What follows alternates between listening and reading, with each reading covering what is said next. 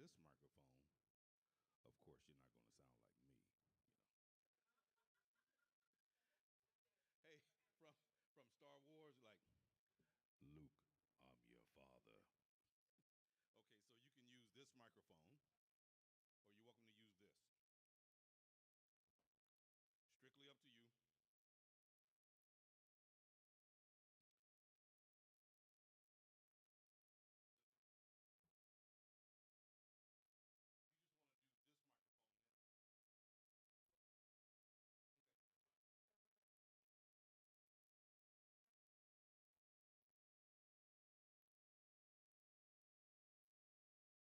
Okay, that's fine.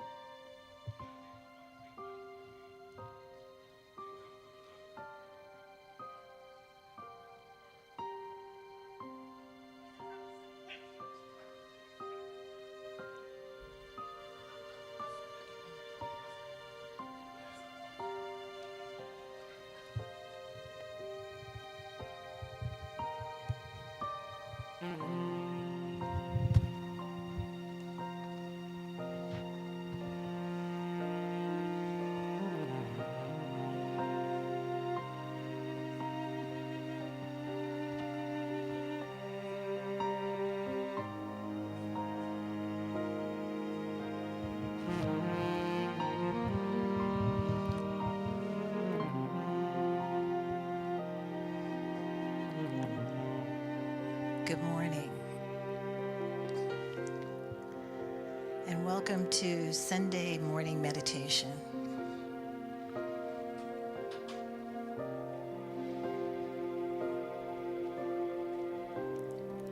So let us just become still and just turn within.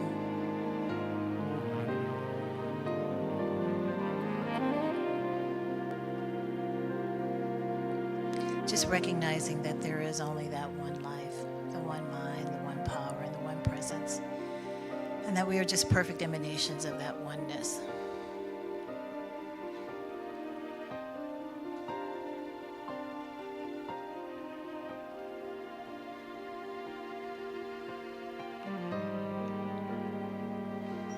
So as we just continue to go into the stillness,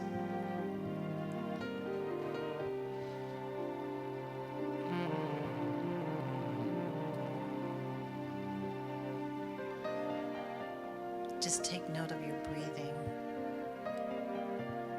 As you breathe in and you breathe out. Inhale and then exhale.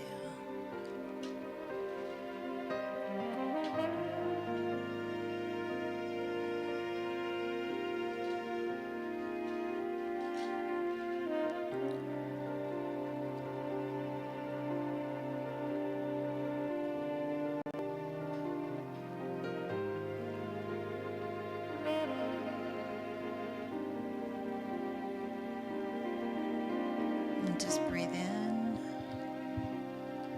and breathe out.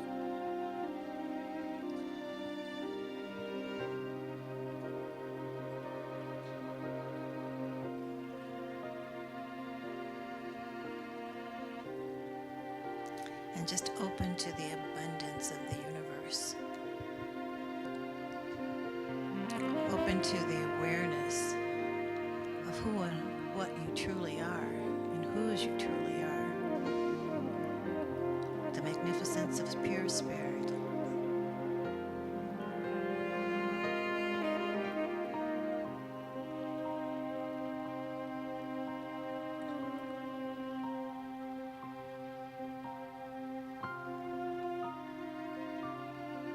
So as we just continue to turn within,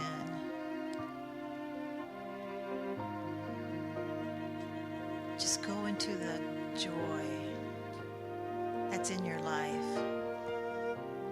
Think about joyful moments recently in the past. Think about where you had your most joy, where the smile on your face, the laughter that came from within you was just pure joy.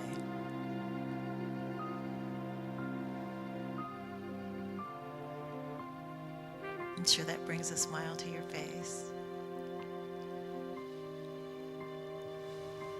And just continue to think about that and just soak up that thought, that memory.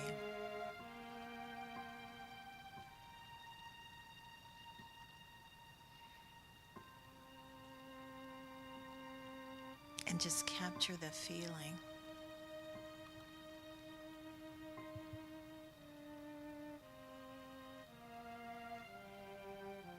There's so many places where joy can come into our lives. We never know.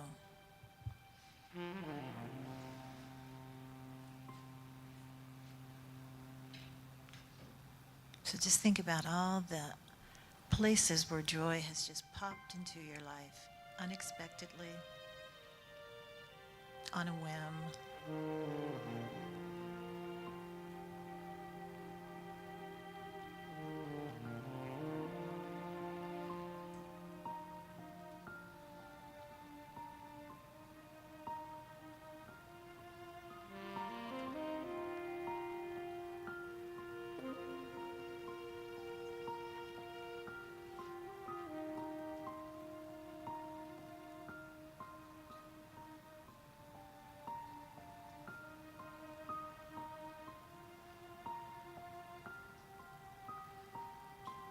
And all of the memories that brings.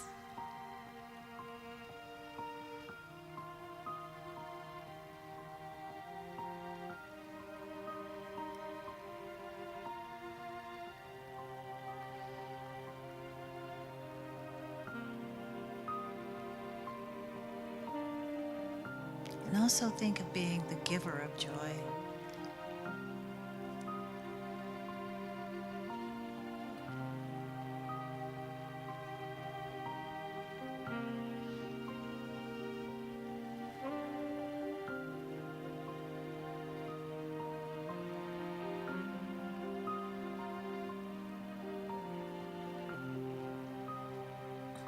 And how much joy you've brought to other people's lives.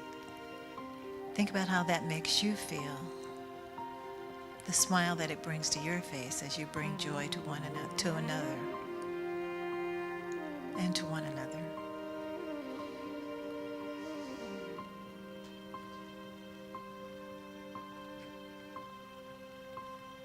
Joy comes in so many ways.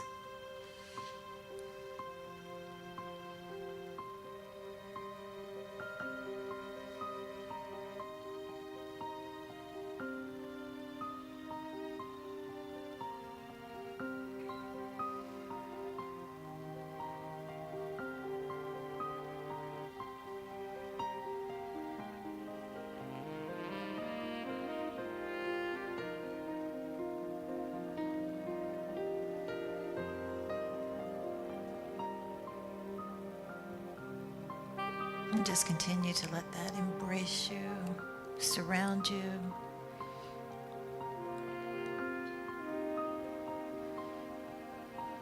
Love, joy, peace, happiness.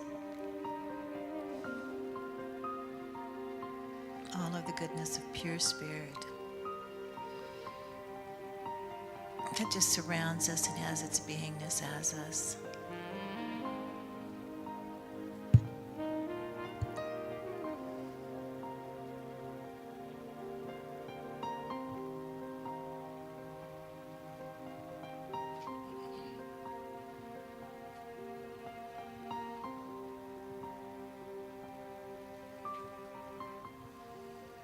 And just continue to go deeper.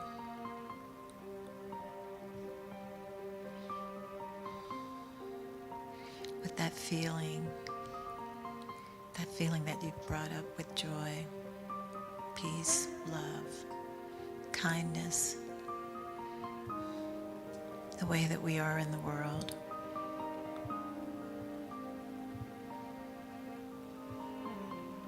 And how we take that and it just radiates out from us into others,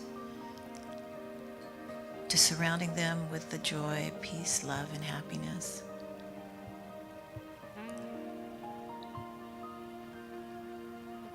For we know we are all one.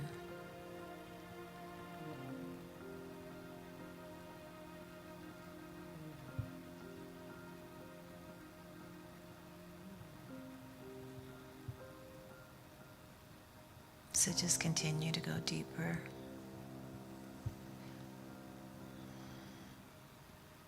And from the tips of your toes to the top of your head, just feel that joy coming up through your feet, radiating through your legs, through your thighs, through your midsection, up into your head.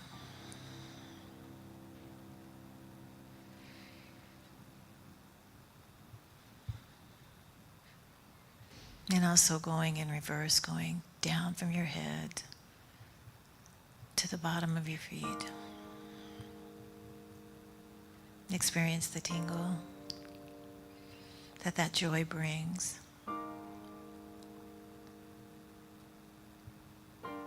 The recognition of the joy in your life. The joy, the peace, the love, the happiness.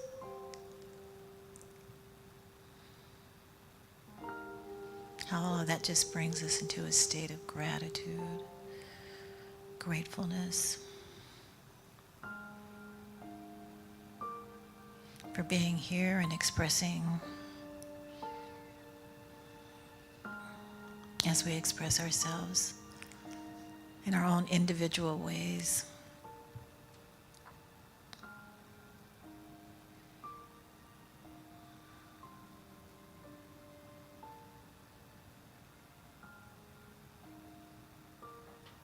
As we just continue to just see that radiant joy that is in our lives that we give out to one another. Your heart space wide open.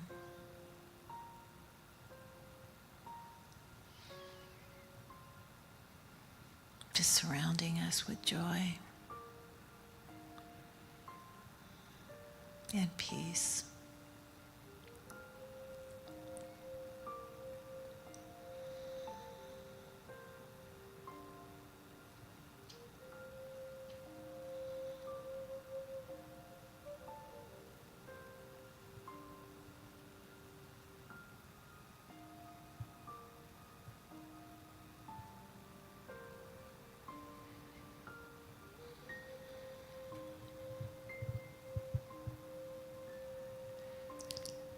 And just continue to be in that feeling that you can take with us any and everywhere we are.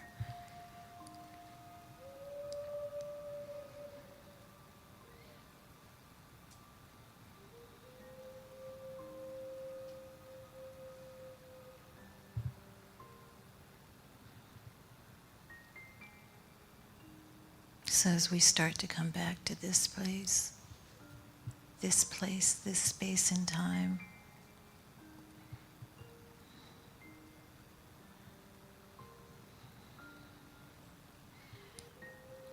just remember that feeling of joy that you've brought to others and that you bring to yourself.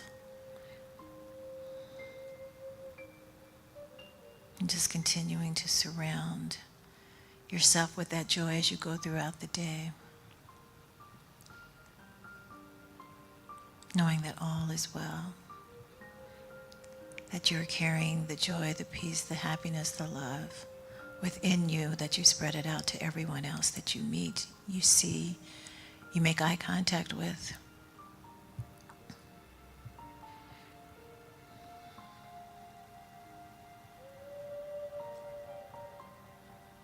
And how good it is just to spend time in the silence.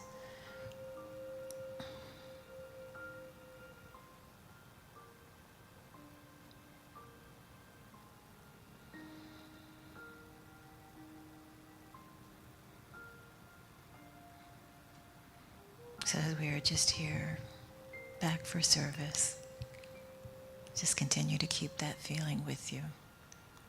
And so it is. Amen.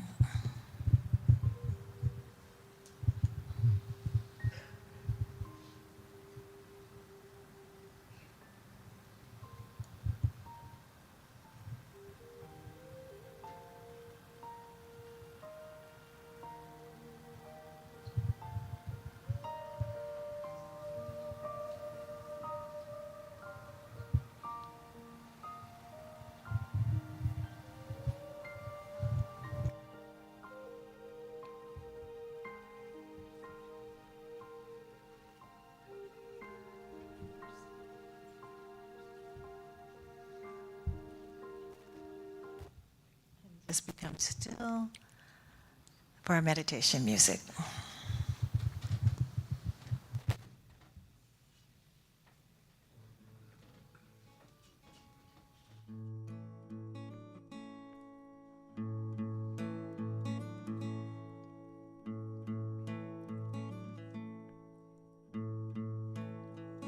If I could be you and you could be me for just 1 hour, if we could find a way to get inside each other's mind, if you could see you through my eyes instead of your ego, then you would be surprised to see that you've been blind. Walk a mile in my shoes, walk a mile in my shoes, before you abuse, criticize and accuse. Just walk a mile in my shoes.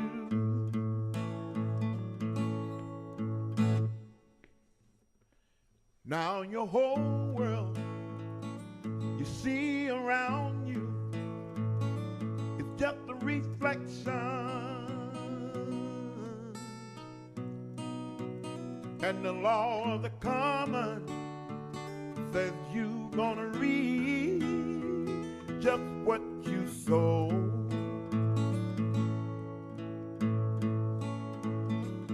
So unless you live the life of total perfection, then you better be careful of every stone that you should throw. Though I may be common people, I'm still your brother.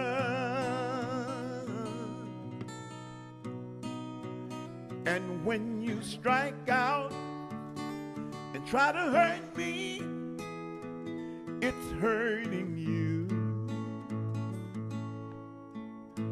Walk a mile in my shoes.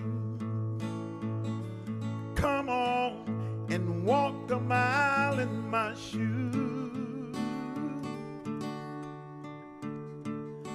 Before you abuse, criticize and accuse, just walk a mile in my shoes.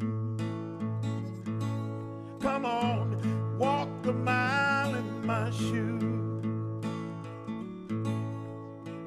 Just walk a mile in my shoes. Before you abuse, criticize and accuse, just walk a mile in my shoes.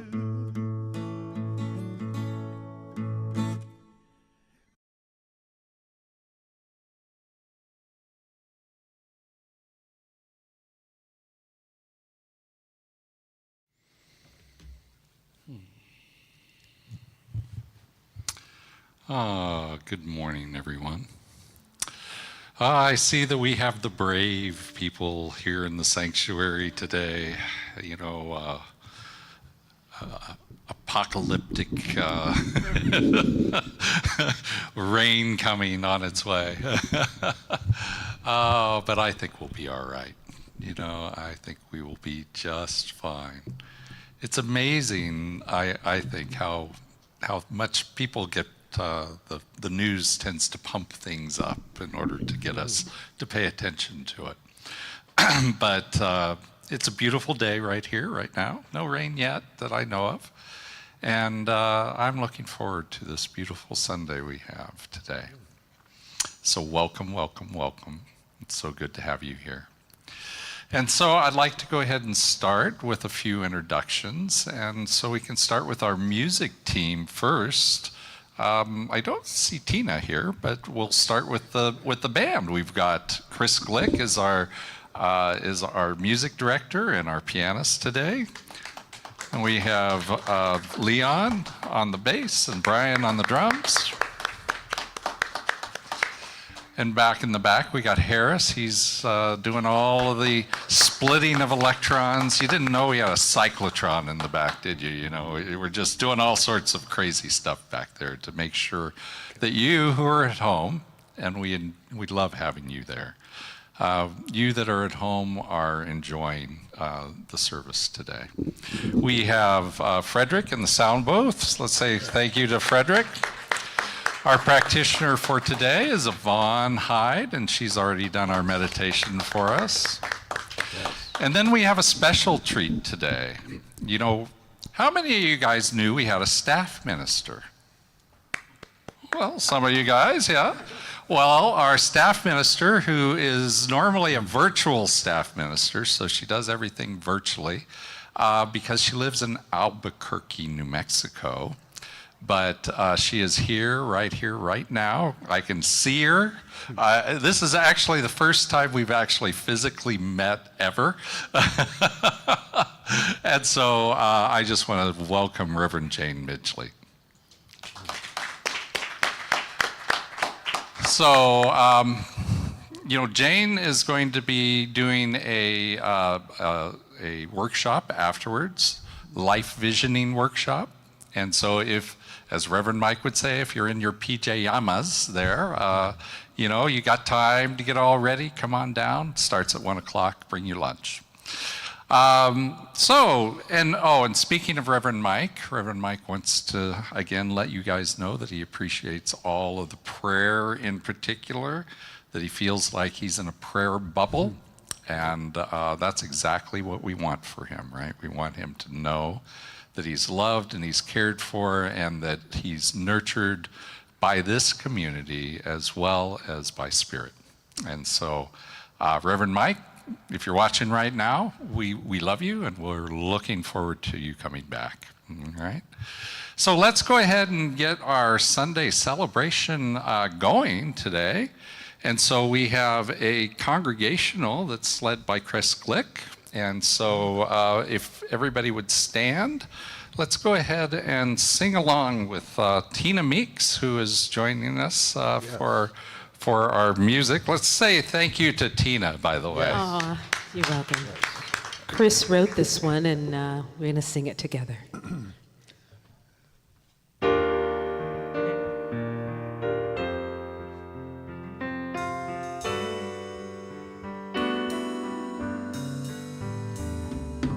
Thank you for all I am.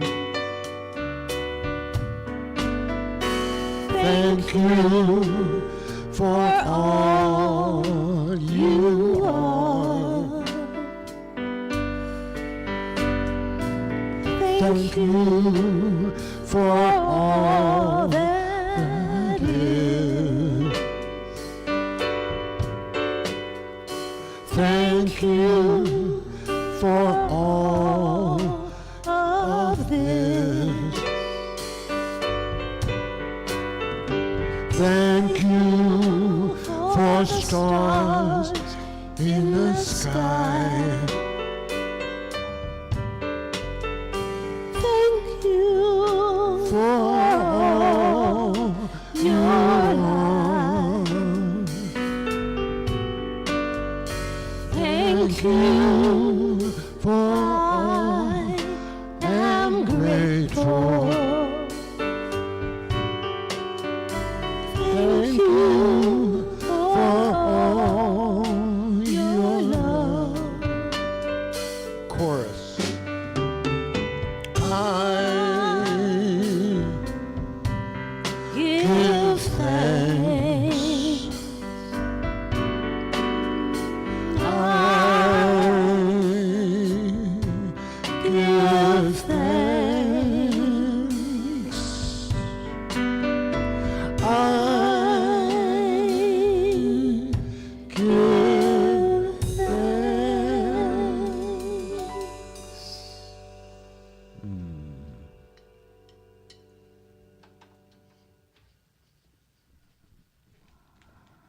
Thank you. Thank you.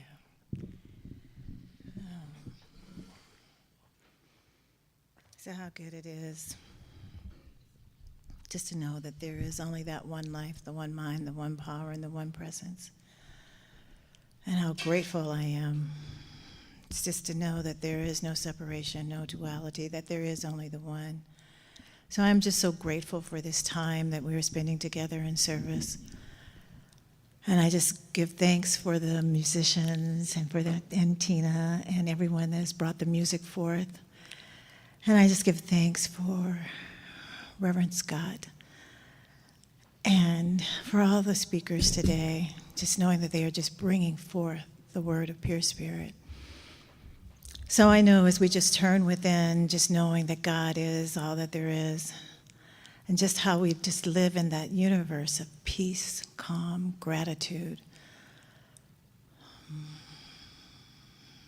Yes. yes, yes, yes. How good it is. So I just know in this very moment that we are just open, wide awake, and aware, and just available for all of the information that is being brought for us today through the speakers, that we just know that that is just what is the truth, and that we just move from that and go and just live that in the way that we live it each and every day. So I know in this very moment that God is, and how good it is. I'm just so grateful for this time, for this service. So grateful for everyone that's in the room and on Zoom. Just so grateful. And I just simply let this be, and so it is. And the reading comes from Science of Mind magazine, February 2024. And today's reading is, I have to change glasses. I thought I was at that point where I could only use one pair, but no. Okay, that looks so much better. Okay. To the degree we become conscious. Slavery, wow, I'm going to start again. To the degree we become conscious. Slavery can only be abolished by raising the character of the people who compose the nation, and that can only be done by showing them a higher one. Okay, I'm going to start again. That was for the 6th. Okay. So, February 4th, a new origin story. We hold these truths to be self-evident, that all men are created equal, that they are endowed by their Creator with certain unalienable rights, that among these are life, liberty, and the pursuit of happiness. Thomas Jefferson, Declaration of Independence. There is a law of unfoldment in humans which says we can advance only by going from where we are to the place where we would like to be. And that is Ernest Holmes from the Science of Mind magazine, page 271. It was a game changer for me, the 1619 Project. The tagline for the book is a new origin story, and that is exactly how I received and filed it. This new origin story of the United States shifted my awareness and sense of my place and my people's role in history. The origin of America and the people of African ancestry contributions are inextricably intertwined. The first record of enslaved Africans in America was when the White Lion dropped anchor in the British colony of Jamestown, Virginia in 1619. This was a year before the Mayflower landed in 1620.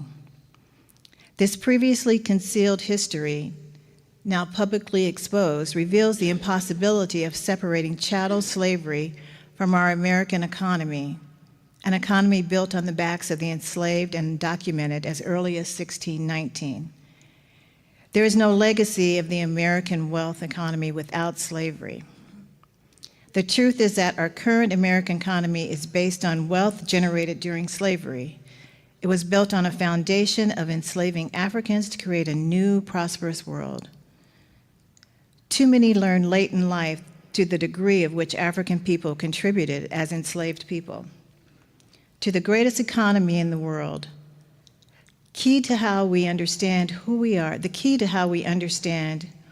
are and our place in the world are our stories. Stories of and about where we came from, what we have contributed, the past on which we now stand, and the awareness from which we launch our future. I see why this history was hidden in plain sight and not universally taught. And those are the writings of Reverend Dr. Andrietta Earle. She's the founding and senior minister of Heart and Soul in Oakland, California.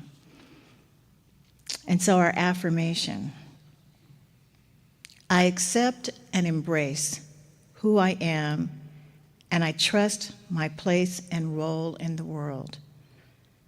I'm just going to say it again. I accept and embrace who I am, and I trust my place and role in the world.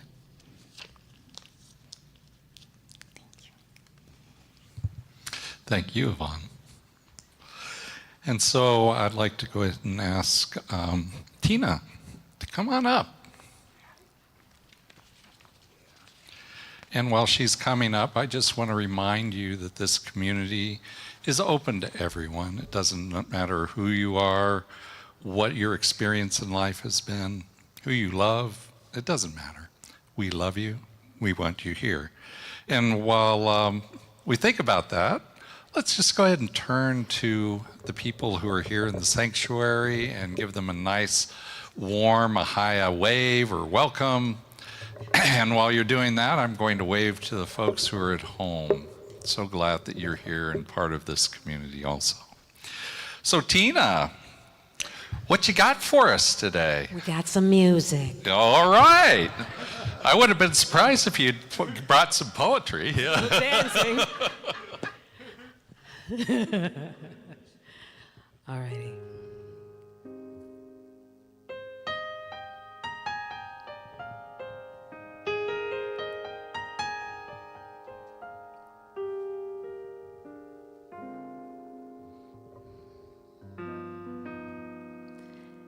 Everything must change.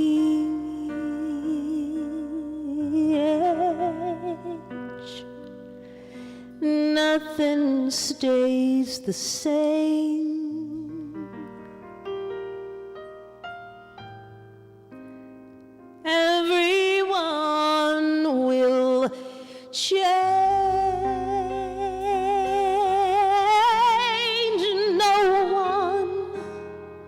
Nothing goes unchanged.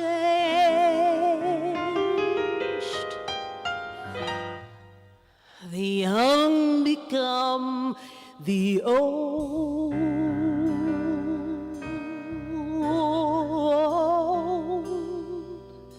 and mysteries they do unfold. That's the way of time.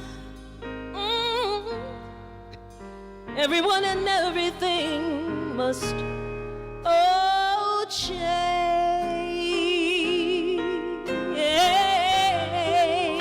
There are not many things in life you can be sure of, except rain comes from the clouds and sun lights up the sky, and hummingbirds, they fly.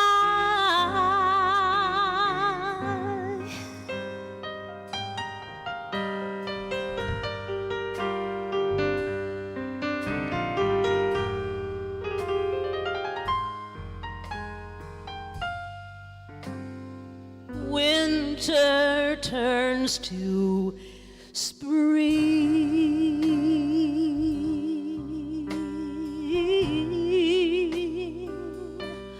A wounded heart will heal,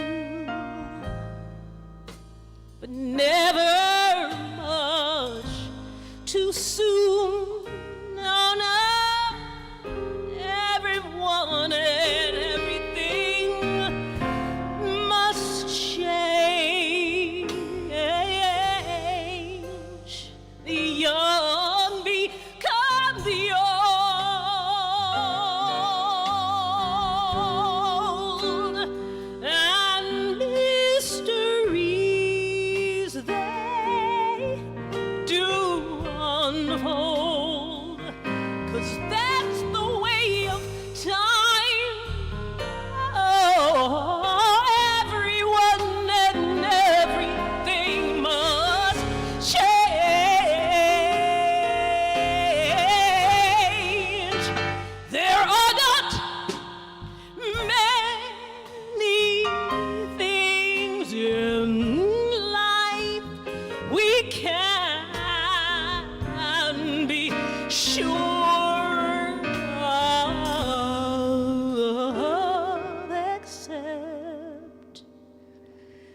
The rain comes from the clouds, the sun lights up the sky, and hummingbirds, they fly. Rain comes from the clouds, and sun lights up the sky, and hummingbirds, they're gonna fly. Rain,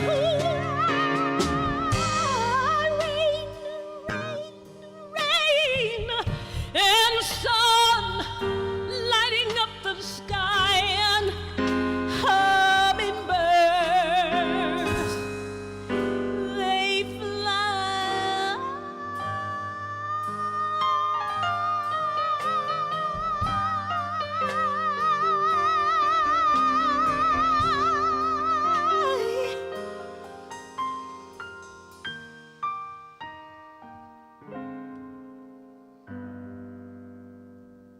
Everything must change.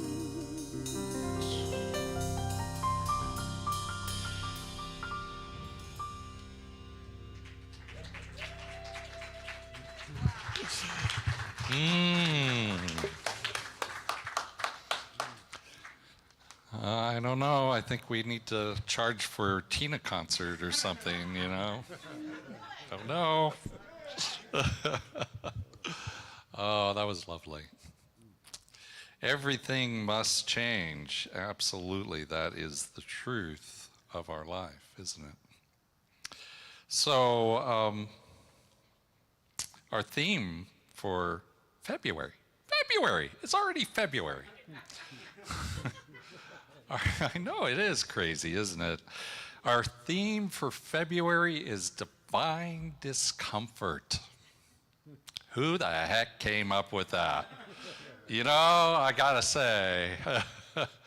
You know, here's the problem is I was sitting here just 5 minutes ago, and I was recognizing and remembering that I live this talk every week. And so,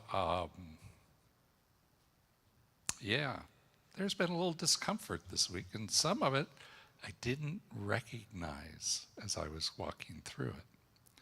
But now as I stand up here, I go, oh, okay, you know, because I call this forth into my life willingly in order to be able to speak of it. If I didn't, right, I wouldn't have anything to say when I got up here. So divine discomfort, this is actually the theme from CSL. So it's being talked about in many, many centers across the United States and beyond. And so there's a lot of discomfortable ministers right now, I think. But it's okay, right? So, we're going to be keeping it real this month, though. Frederick says, yay. Yeah, you know, it is good because there's a lot to learn from that discomfort. There's a lot to learn. So one thing that I want to mention is that February is Black History Month. February, we get 1 month out of 12 that's Black history, right? So we tell the truth about Black history in February.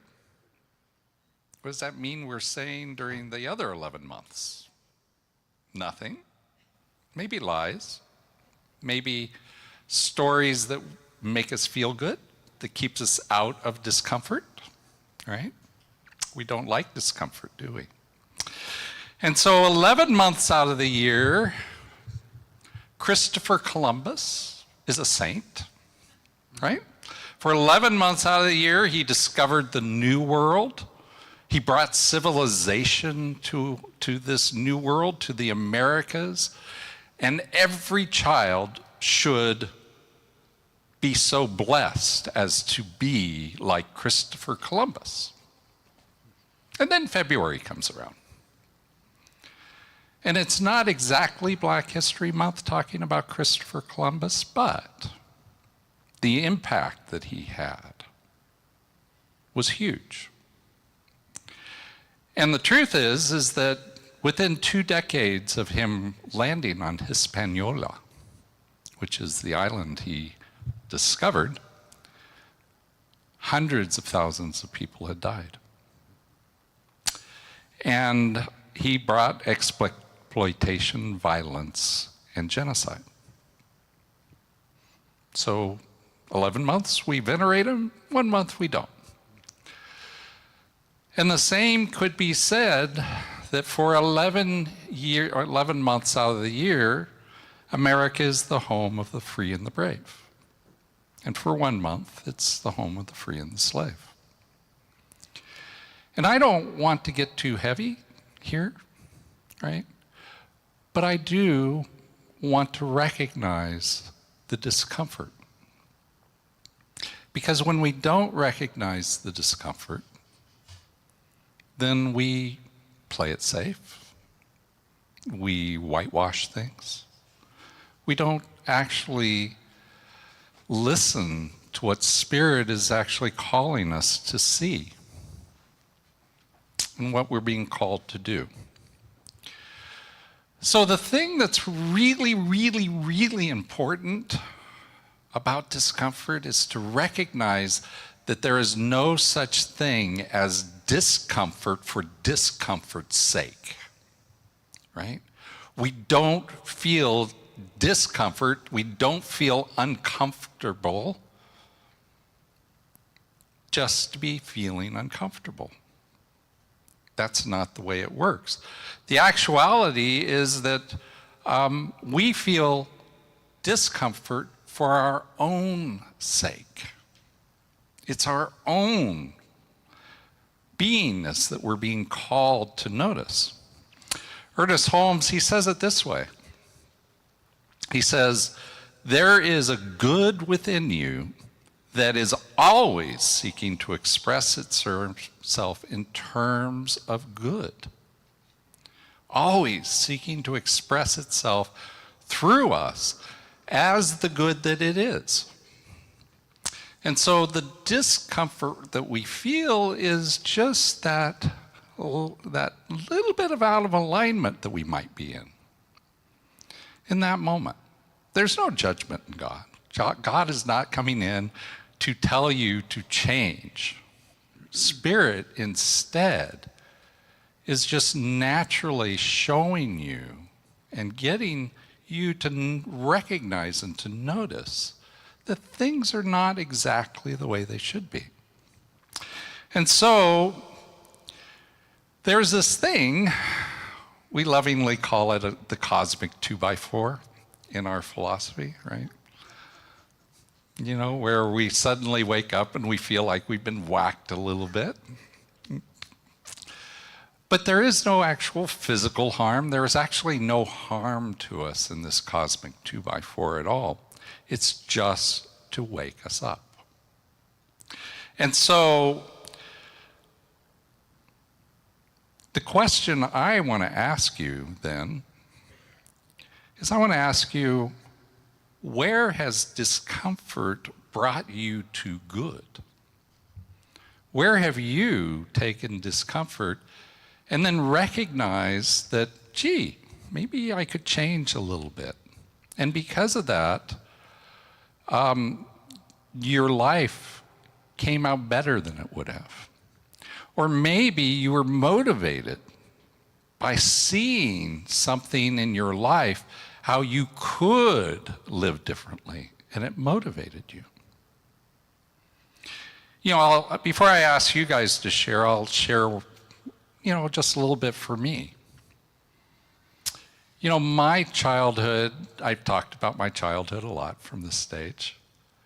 And my childhood is nothing compared to lots of people's childhood that I know. I have been in the foster care system as far as being a foster parent. I was fostered out to my aunt for a year, so I also know kind of the feeling of being a foster child. But You know, I've been around foster children, true foster children, and they have generally a difficult life. And so I'm not claiming anything, you know, like, oh, look at me. But what I will say is that I did recognize as a child that my life could be different. And I thank the fact that I read lots of books. So I had in my head a story that I had written, you know, of how I could change, how I could take what I was given and go beyond it. And so that recognition, that discomfort that I had as a childhood, oh, it was a marvelous motivator, right? It was a marvelous motivator to do all the things that I did that oftentimes required me to go beyond maybe what all my friends were doing, right? And it was okay because I had the goal. I had the recognition. I was seeing in my life that I was uncomfortable. I wanted something different. So what about you guys? How have you ever felt discomfort and it led you to do something different? We don't need the long story, just a very short story. Education, Marcia says, yeah. Education is a great equalizer, right? It lifts us up. Taking a walk, yeah. Sometimes we feel uncomfortable. We feel the discomfort of our surroundings, and so we take a walk. You know, I used to go to the gym for the same reason. Yeah, Denise. Like public, not picketing, but like public being out with people demonstrating. Demonstrations. Mm-hmm. Demonstrations, yeah. Sometimes we're called into social action as we see the discomfort around us. Reverend Mike talks about his Vietnam experience, you know, the demonstrations that he went to change the war, right? To have us go to peace. Mm-hmm. So we got plenty. Deborah? Personal autonomy. Absolutely. Yeah, you know, we see where we're not autonomous, right?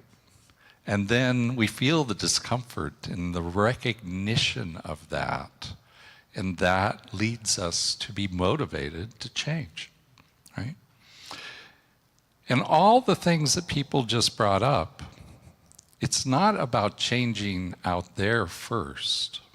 It's always about changing me first. The world will change after I've changed, right? I always need to work on myself first.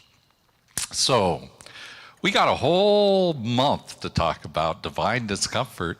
And, you know, we're going to keep it real, as I said, but we'll also keep it light sometimes, too. And right now, I'd like to ask Reverend Jane to come on up.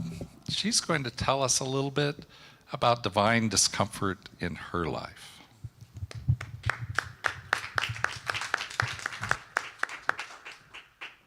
Thank you so much. I am wildly excited to be here in person. I can't tell you, to meet Reverend Scott. Yes, thank you. And to meet Frederick. I was really looking forward to that. This is my first visit to Pasadena, and all my friends were like, oh, I love Pasadena. It's so amazing. And I get it. It was so beautiful yesterday with the mountains. And I just have to say, I'm in the Albuquerque airport reading about atmospheric rivers.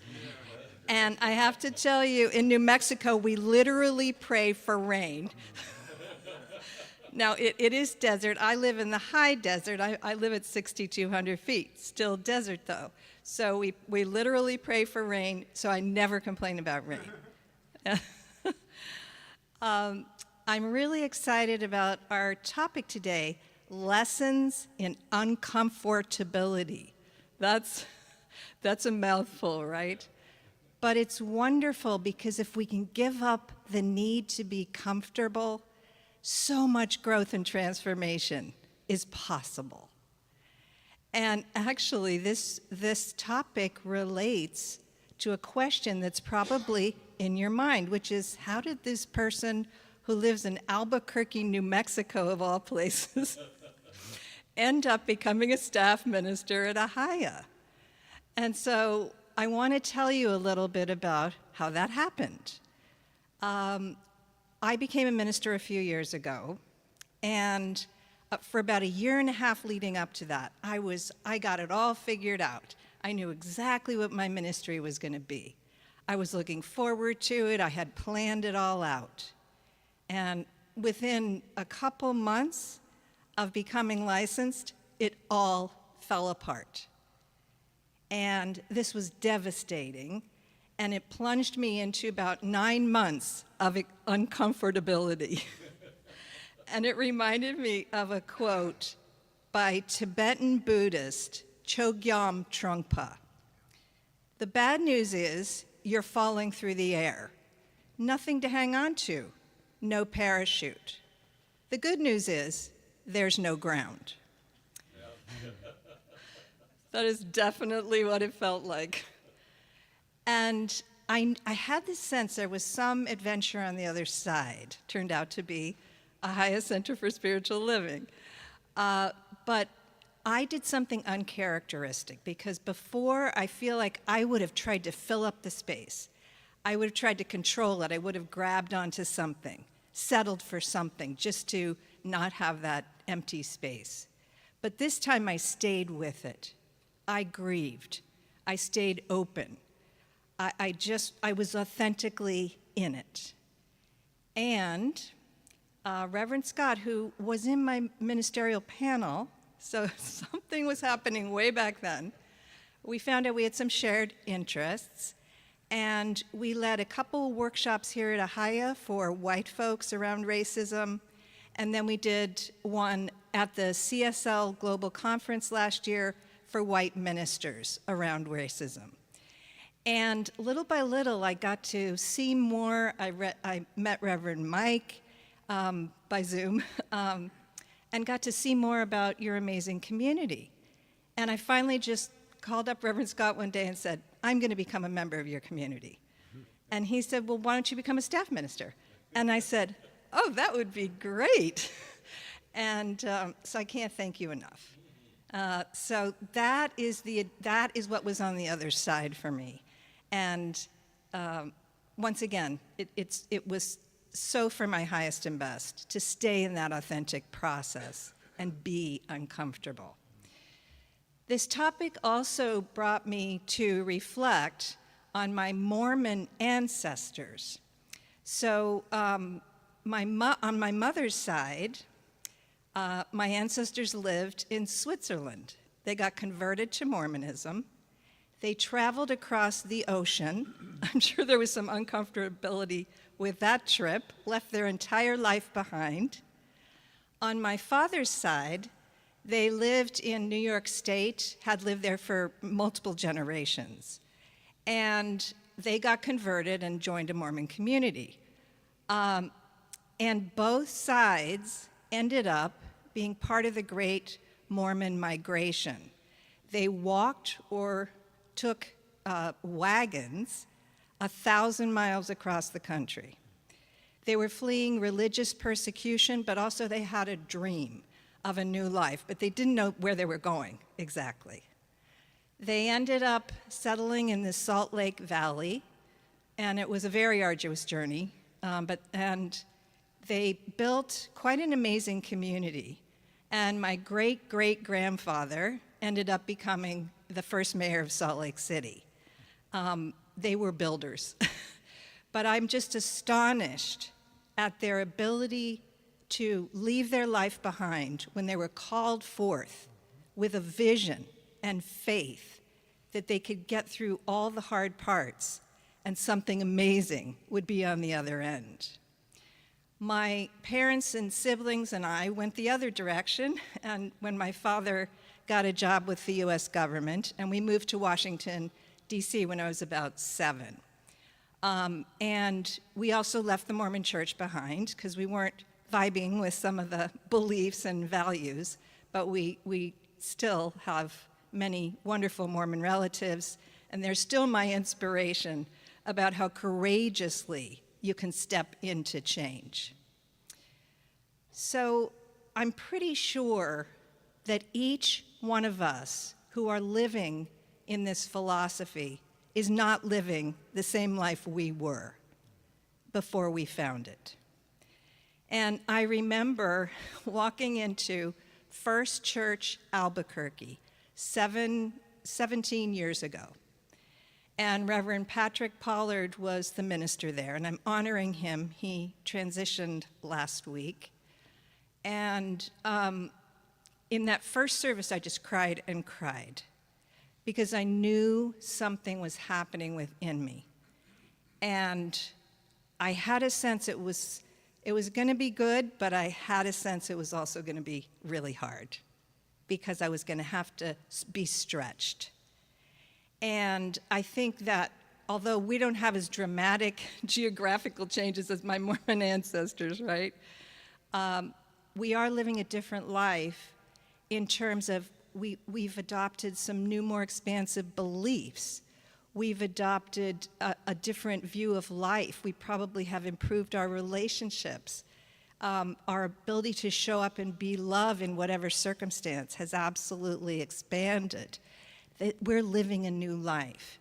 And how do we do that? Well, we're so blessed to have these spiritual tools and practices that assist us to get to that edge and get over. And I think we're naturally built for this, being uncomfortable and going through change because we're continuous creators. That is what we are. So Ernest Holmes, the founder of our philosophy, said in an audio recording on self-expression, "Your mind is an outlet through which the creative intelligence of the universe seeks fulfillment. This is your starting point for investigating the meaning of those impulses, longings, and desires which accompany you through life. There is a pattern of your being, or a real spirit of you, which is as eternal as God, as indestructible as reality, and as changeless as truth." So I love that idea. There's a pattern of you, there's a pattern of me that's totally unique. In fact, he calls it a signature, and he says that each of us has a unique signature that is eternal. And that means that we can use the creative process, using things like our affirmative prayer that allows us to pray in that new vision or that new faith about an expanded life that's coming through us. We can also use just in going internally and seeing what the inspiration is from our inner divine wisdom as to what's next for us. And then we can learn how to get through the discomfort in positive ways. The Buddha said, change is never painful, only the resistance to change. And we can dissolve that resistance by using our spiritual tools and also by using our community, right? Because don't we all want the highest and best for each other? Don't we see each other going through hard times or challenges with change, or just life, the 2x4, cosmic 2x4s? But we know we can get to the other side. We have that higher vision for each other. So we've got to lean into our community to help us get through the periods of discomfort, and how lucky we are to have it. I also believe that a unique vision and signature is coming through each community, each organization, and each country. So right now, we're having some uncomfortableness in our country, aren't we? Lots of different levels of it. For me, the thing that's really making me uncomfortable is the more and more overt expressions and actions around racism. And of course, this is so harmful for all of us, but especially for Black, Indigenous, and people of color. And I have to say that for white folks, we got to get really uncomfortable, because our being in our comfort zone is what's holding this whole thing together. And so I just want to urge us all to be willing to be in this uncomfortableness together that's happening in this country, because guess what? As we work in community, as we work together to create a new world where that is not the framework we're operating in, then we are actually living up to the stated values and signature of the United States, which is all people are created equal. But we're creating it here. It's not about doing it on the outside, like Reverend Scott was saying. We do it here, it changes the world. We do it here, and it changes the world. And that new beautiful world is coming through us. So speaking of unique visions, that's what we're going to be doing in my workshop this afternoon. So if you would like to see what your inner divine wisdom is telling you about how to transform from within in 2024, come join me at 1. And we're going to have a lot of fun, but we're also going to help each other really find out what is the next big adventure that's right around the corner. Thanks so much.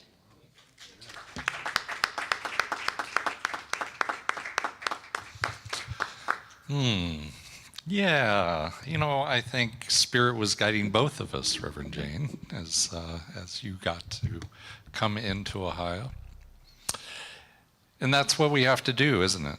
It's not that we have to have all the answers. It's just that we have to kind of follow along with, some people will say the divine plan. I don't like that, because it makes it sound as if Spirit had this plan for me. Whether I liked it or not, this was the plan. That's not the way Spirit works. Instead, it's that divine plan is Spirit just answering our questions. It's just Spirit pointing the way, saying, well, this is what you want. Then there you go. This is the way you need to go. So, as Reverend Jane mentioned, this talk title of Lessons in Uncomfortability, divine discomfort, yes. It offers us lessons. Isn't that nice? It offers us lessons. It's a nice way to put it. And life, though, when we're unaware, doesn't offer us lessons. If we're living, blissfully unaware of what Spirit is, blissfully unaware, or not so blissfully, unaware of that divine plan, that whispering that Spirit is speaking to us, that, when our mind is just so loud we can't hear it, we are unaware, then that discomfort has no lessons in it. That discomfort is just discomfort, right? And we try not to do that. We try not to be in that place.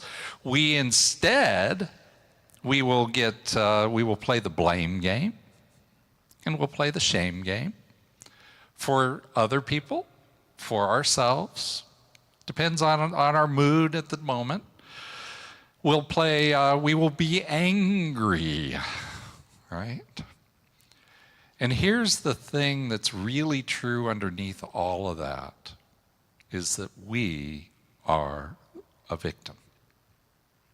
We become a victim when we're unaware.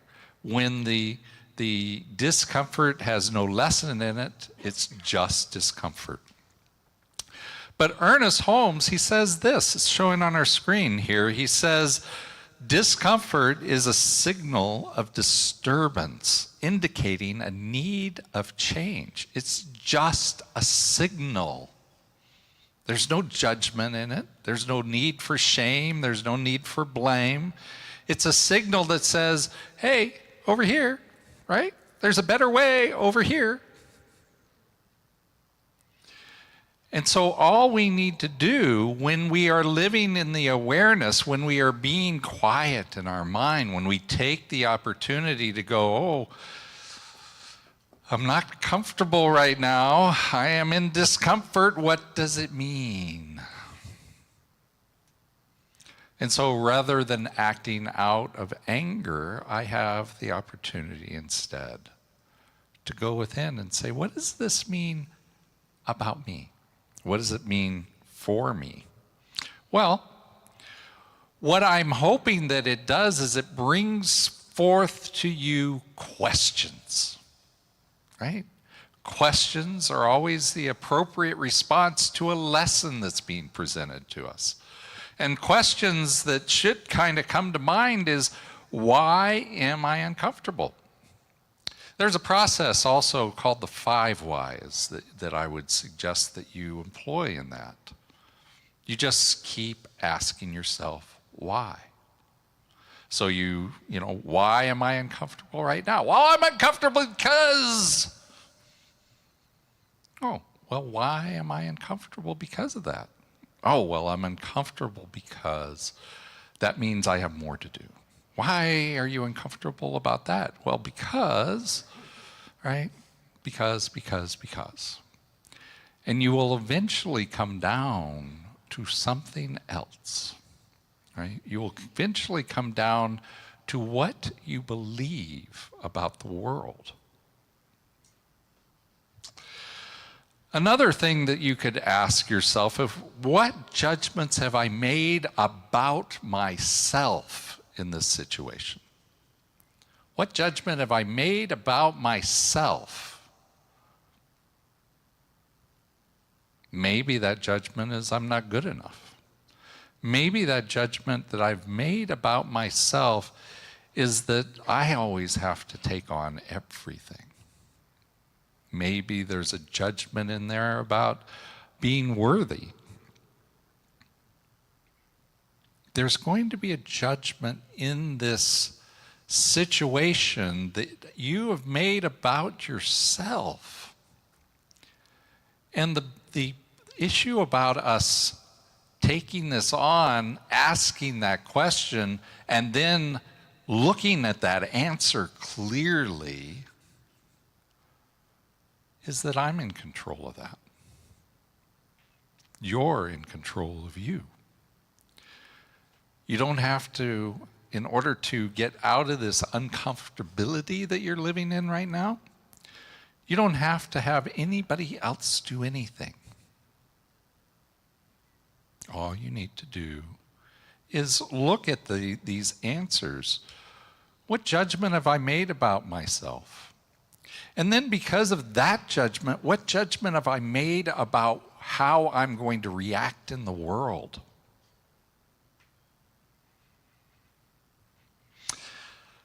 What belief could I change is the final question. What belief have I been holding? You know, as I ask these other questions, I come down to a belief about myself, about the world, about spirit, about my place in this life. And those beliefs that we make, they are powerful creators in our life. They create powerfully. And so I get to look at that belief, and is there another belief that I can choose that will make me freer? Remember that financial freedom class I keep talking about? Right? Is there something out there? Is there another belief where I will be more free if I operate from that place, if I create into my life from that place? Will I be more free? And if I do find another belief that I can live with, that I can embody, boy, take that one home. That one's a good one. right? That one is a keeper. That one's the one we want to start thinking about over and over again. That's the one that I want to put into affirmations so that I keep pouring that clear water into my mind, displacing the belief that used to be there. And so I've been teaching financial freedom, as I said, and one of the things that we taught just this last week was this process about, about this discomfort that we feel. It is kind of funny that it kind of aligned so well with this week, isn't it? In the book, there's 3 pictures that are in the book, and I've cut them out and placed them up on the screen here.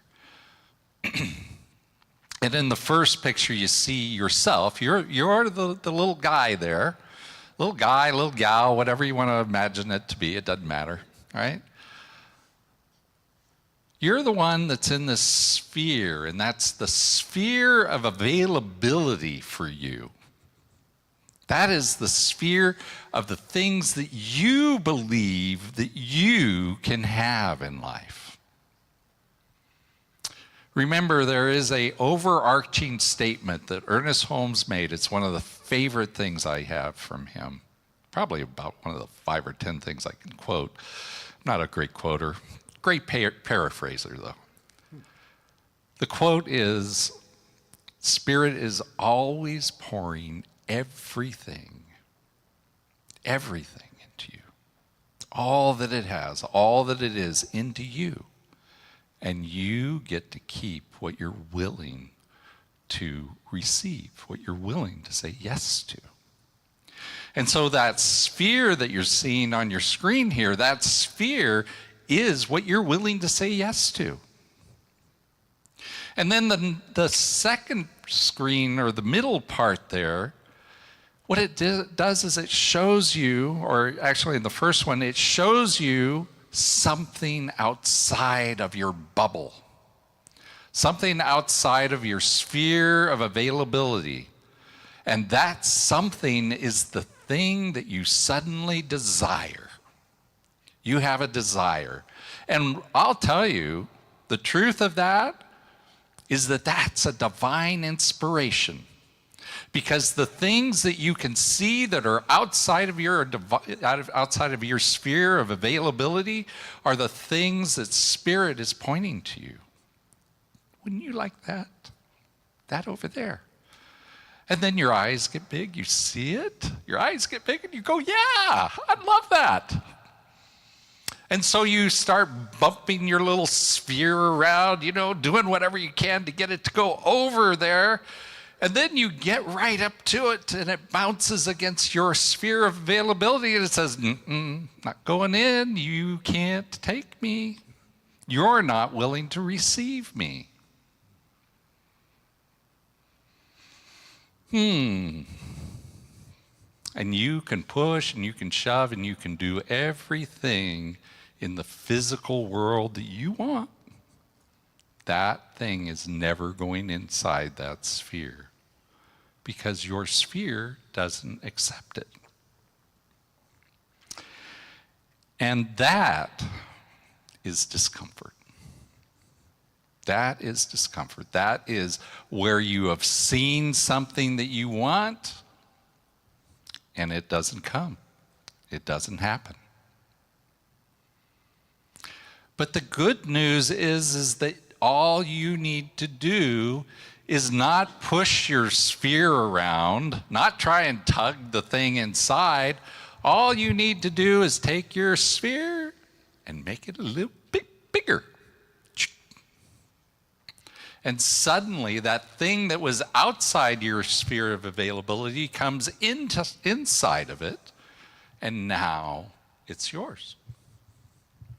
It's yours. Spirit's been pouring that into you all your life, but now you're willing to receive. You're willing and able to receive. And so, Robert G. Allen, he gives the quote that's at the bottom of that. He says, everything you want is just outside your comfort zone.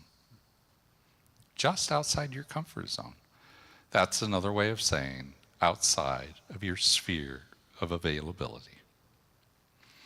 That book that he wrote is called The 1 Minute Millionaire, The Enlightened Way to Wealth.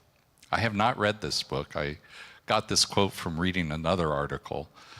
But it sounds like a very interesting title, doesn't it? 1 Minute Millionaire? Oh, I can wait a minute, right?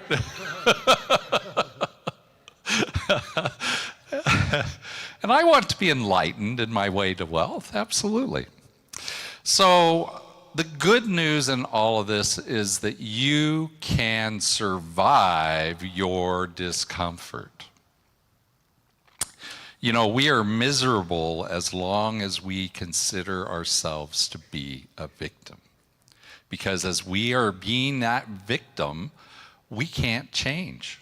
Because we don't believe it's us, we believe it's outside of us. But once we recognize that our life is under our own control, it's because of our own way of believing, thinking, acting in the world, that's what 90-some% of our life really is all about. It's about us. Well, then I can change that. I can make a new way. I can come up with a new belief that makes me more free. And so can you. I just wanted to mention someone, Frederick Douglass. We got a picture of him here. Frederick Douglass was born in 1818. He was born as a slave, lived in Maryland. And one of the things that is amazing about Frederick Douglass is that as a slave, he learned how to read. Teaching a slave to read was absolutely illegal in those days. So he had to learn on his own. He had to learn by himself how to read. And because he learned how to read, he expanded his knowledge of the world. He understood way more than what was being taught in the environment around him, which was an environment of slavery.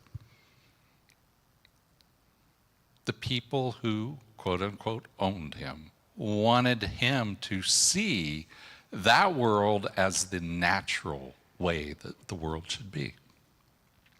But he learned to read. And in learning to read, he learned to see himself differently. He learned to see the world differently. He ended up doing a very dangerous but successful escape, posing as a sailor on a boat. He just sailed out of Maryland and into a free state. So he became a free man at that point. But here's the thing that I think that's so impressive about Frederick Douglass. That was impressive to begin with.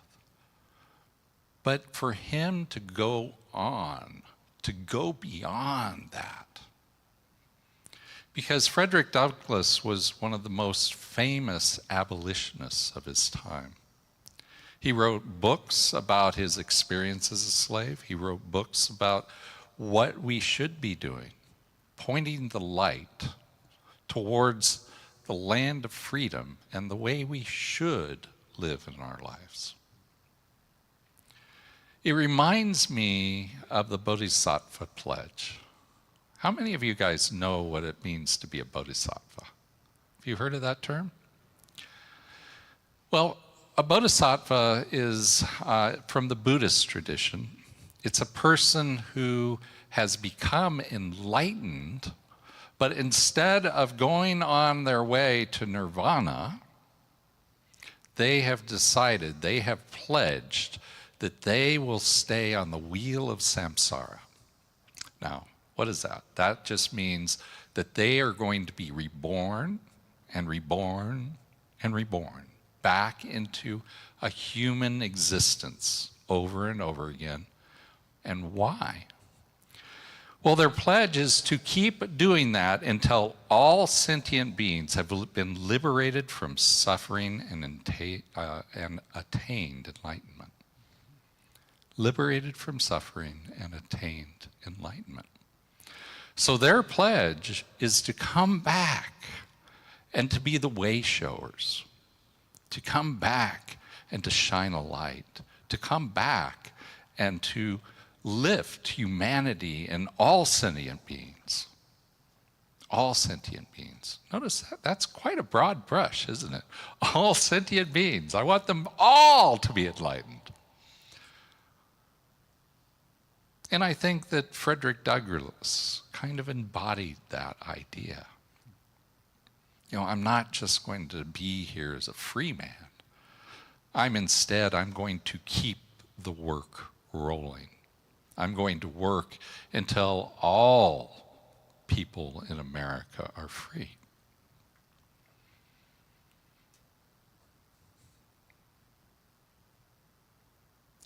And that's what I think makes him a great man. And so, you know, we as humans are amazingly resilient creatures when we allow ourselves to be. We can survive and thrive when we allow ourselves to be. And so we have an affirmation on the screen here. This has been created by Harris. And so let's say this together. I am able to survive discomfort. Let's say that again. I am able to survive discomfort. And so as you go out into your week this week, what I'd like you to do is think about these things. Where has discomfort brought you to good? Right? It's happened for everyone. It's a universal process. We all have had moments where discomfort has enabled us, has moved us forward, and good has been created from that. And so we take that and we look at it and we go, oh, that worked, right? I can do that again.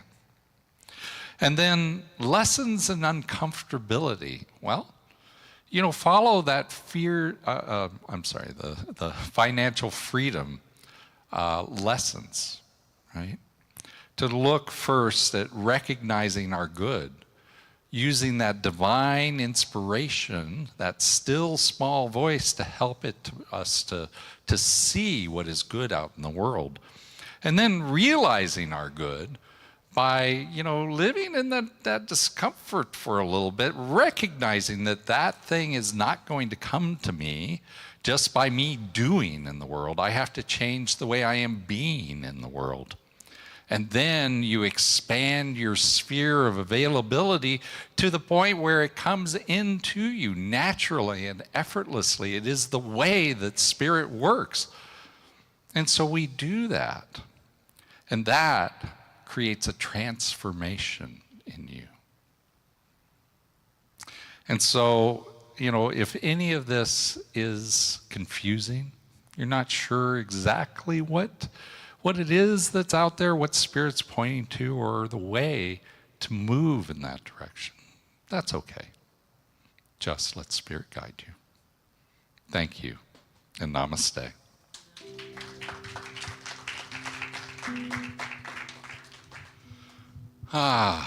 So I just invite you to follow along with me as we anchor in this with a small prayer.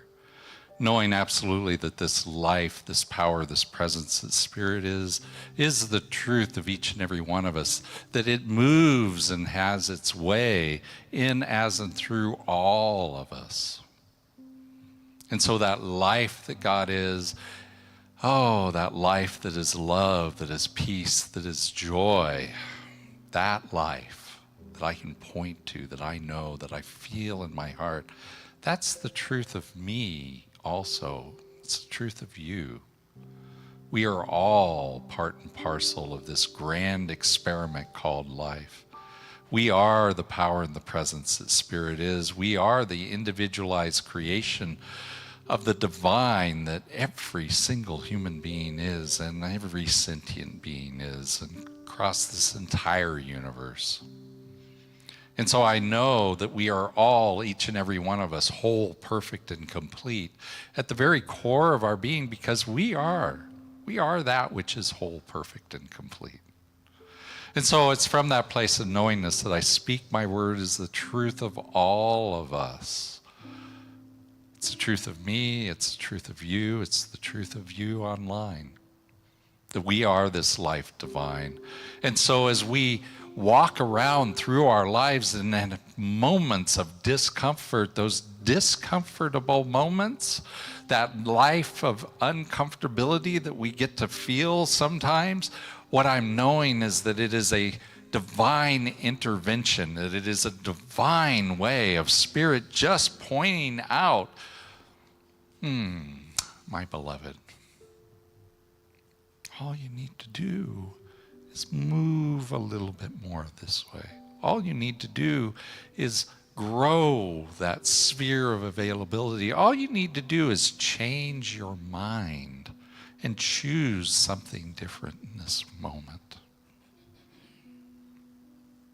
I know absolutely that as we do that, all of the good of the world, all the good that God is, all the good that by the grace of God we are allowed to have in our life, that it all pours right on in. All the love, all the peace, all the joy that God is.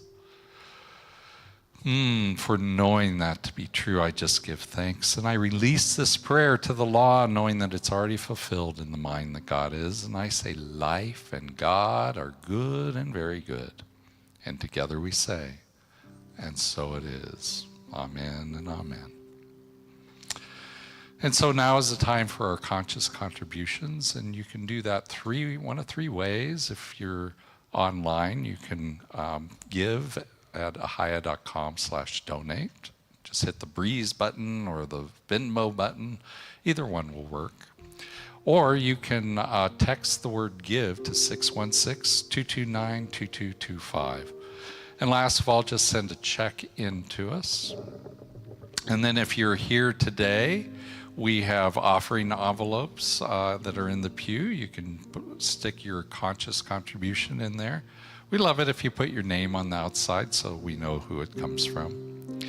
And then we've got Milton and we've got Sandra today that are coming up the side, and they'll take that offering from you. But however you are doing that, let's virtually just take that gift to our hearts and say this blessing that's on our screen together. This gift I give is God in action. I send it forth with joy, confidence, and ease. I am blessed by the law of giving and receiving as I now share my gift with life. Pressed down, shaken together, and running over. And so it is. Amen and amen. Tina, what you got? Another song. Yeah. Now, this one is relative to today. You know, we've got this atmospheric river that we're all anticipating and we're getting ready for. Got our sandbags and everything. But this is all about the showering of love that we have for each other. Okay.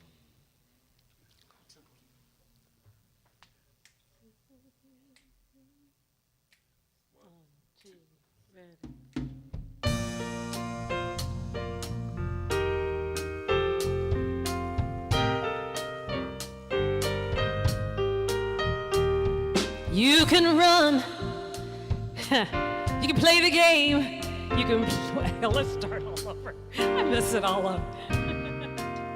Okay. You can play the game, you can act out the part, though you know it wasn't written for you. But tell me, how do you stand there with your broken heart? Ashamed of being the fool, when one thing can lead to another. It doesn't take any sacrifice.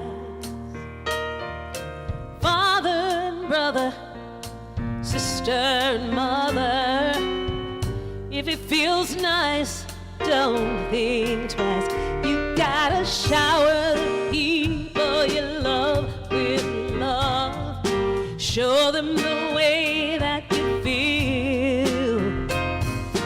Things are gonna work out fine if you only will. Shower people you love with love. Show them the way that you feel. Things are gonna be much better if you all only will. Oh, you can run, but you cannot hide. Well, this is widely known. What you plan to do with your foolish pride when you're here by yourself all alone? Once you tell somebody how you feel, it's beginning to ease. I think it's true what they say about that squeaky wheel, always getting the grease. So shower the people you love with love. Show them the way that you feel. Things are gonna work out fine if you only will. Oh, hear what I say. Shower people you love with love. Show them the way that you feel. Things are gonna be much better if you only will. Well, keep going. Come on, shower people you love with love. You gotta show them the way that you feel. Things are gonna work out better if you only will. Sing it again, sing it again. Shower the people you love with. You're gonna shower this week. Show them the way that you feel. Things are gonna work out fine if you only will. I know it will. I know it's gonna work out. Yes. Oh, hey, if you only shower the people you love, shower the people you love with love. Show the way that you feel. Come on, shower people you love. Are you gonna shower? Yeah. Oh, yeah. Things are gonna work out fine if you only will. Oh, yeah. Go to the end. Yeah, yeah, yeah. Yeah. Ooh.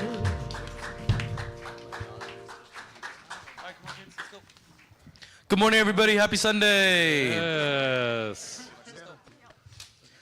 All right. So just a reminder for next weekend on Sunday, we'll be doing bingo. And then we're going to go down the line. The 17th. Sorry about that. 17th. And we're going to go down the line and say our name and age. My name is Gavin. I'm 15.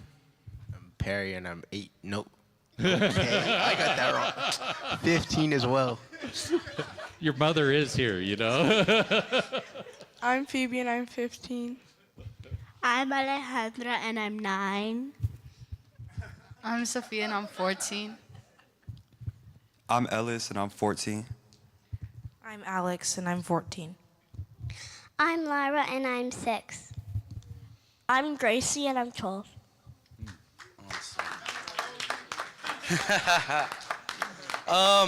So we're working on something for everybody. We can't say too much about it. It's going to be a surprise.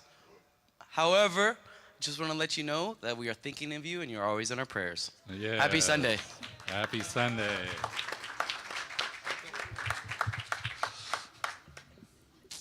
And I am looking forward to that. I have some inkling of what it might be, and I am looking forward to it.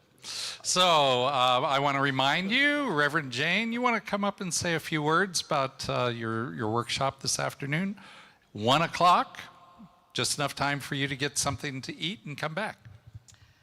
So I'm a life coach as well and have been for a long, long time. And one of my passions as a minister and a coach is to assist people to access. You got all the answers right in here. But assist you to access that, bring it forth, activate it, and then find ways to overcome those limiting beliefs, right, that are in that zone of discomfort. I'm not good enough. I don't know what to do. I don't know if I can handle that much good. How is this going to happen? I don't know the steps to take, right? And then the negative emotions that can come along with that.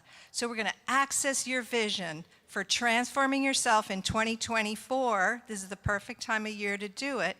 And then work through. I have a process I can teach you to work through how to dissolve that resistance with those limiting beliefs, those negative emotions, and then make a practical plan to realize your vision.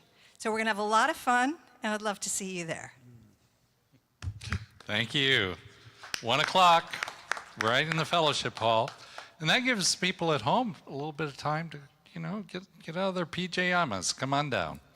I want to remind you that next week, okay, so somebody came up to me and they said, Reverend Scott, don't you know that that's Super Bowl weekend? And I went, no, I didn't realize that. Just the truth.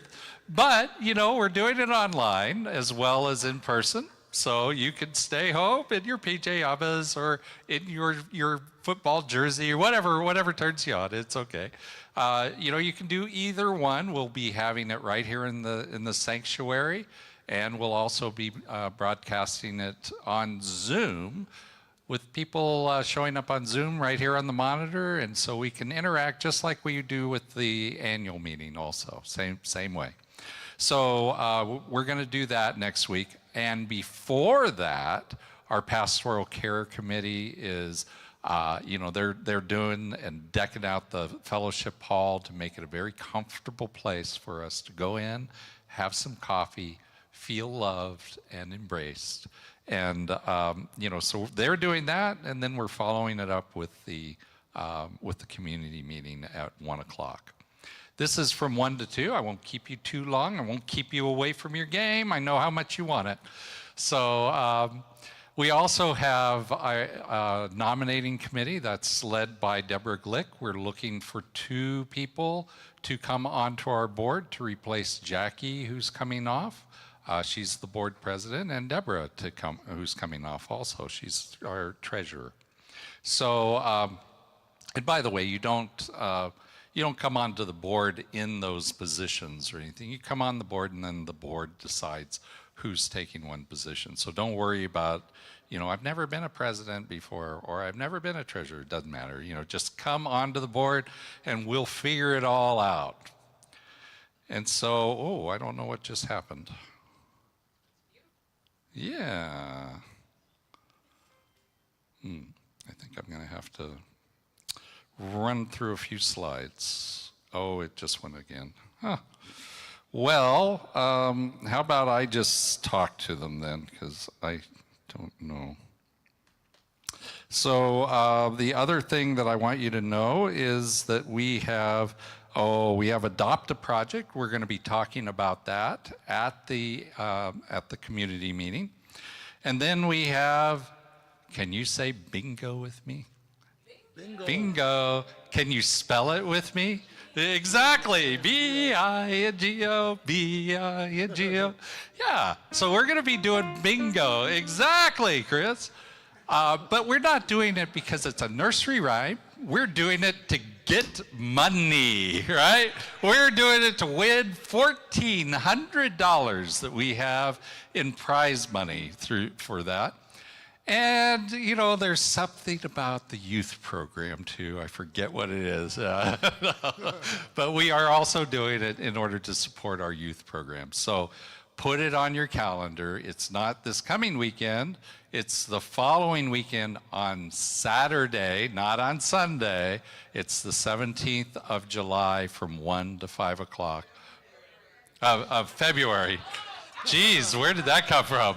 February 17th, right here, right in that fellowship hall. Buy your ticket by going to the QR code or just go to theahiah.com. There's a button there. And then our kirtan, monthly kirtan, which will be the 18th, the next day. This one, normally they're at 4 o'clock. They're normally at 4 to 6. On that week, that month, that day, they'll be here from 1 to 3. So they're in the regular workshop time. This is especially for you guys, right? This is so that you can just stick around for a little bit and experience it rather than having to go home and come back. There's a lovely, not only is it the kirtan, which just kind of grounds you and everything, there's also the sound bowl that just always, Moni and her sound bowl always just lifts me right to heaven. So I can't say enough about that. We have Creating the Beloved Community on the 19th. We have a volunteer workshop that Jackie will be heading along with Patricia on the 25th. And then Sky will be back with us on the 10th. And we got more things planned, but I'm out of time. So let's just go ahead and like to ask Tina to come on up, and we're going to do I Release.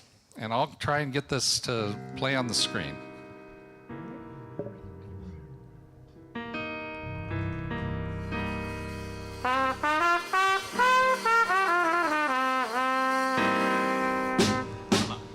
I release and I let go.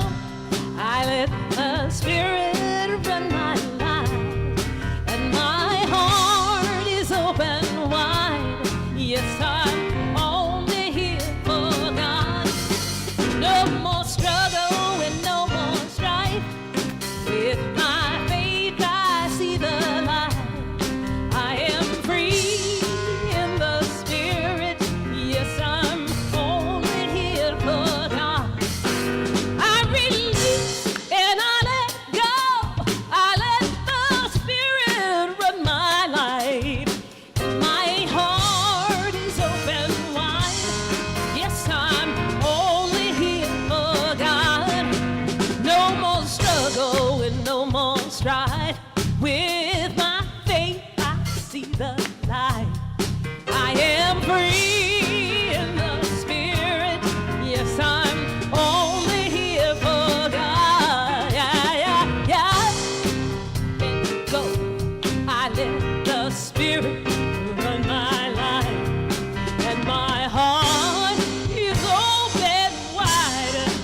Yes, I'm only here. See those hands up when you're here for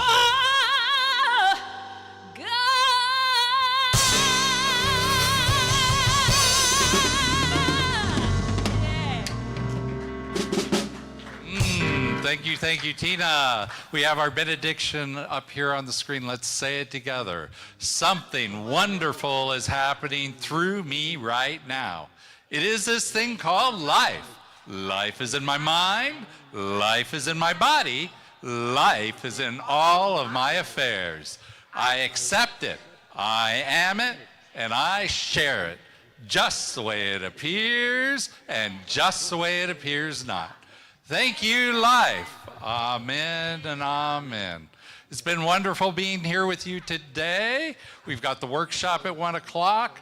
I would love to see you there. If you can't make that, then I would love to see you next week. I love you guys each and every way. Thank you and namaste.